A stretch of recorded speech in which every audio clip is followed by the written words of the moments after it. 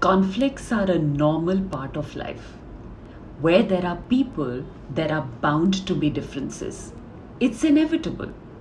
In my years of experience working as a psychologist, I have encountered two kinds of people. First, those who tend to avoid conflict at all costs. They prefer peace over anything else. These are the ones who will give up their needs, excessively accommodate others, and not express their anger just in order to maintain harmony. But eventually, over a period of time, all those pent up emotions get stored within and either lead to frustration, resentment, bitterness, or even physical illness. The second type are those who express themselves openly and at times aggressively during a conflict. They say things without thinking how it might affect the other person. They get critical, defensive, attacking, or blaming.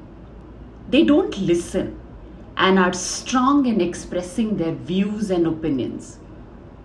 This can often leave the other person feeling hurt, unheard, not considered, or even humiliated. What do you tend to do? One of these, or maybe a combination of both.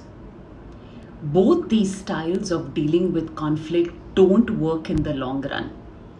Learning how to communicate during a conflict in a constructive way is the biggest lesson we have to learn. Come join me this Saturday for an absolutely amazing online session on dealing with conflicts. You will also take a quick psychological assessment as a part of this process. So don't miss it. See the link below for more details, and I will see you soon online.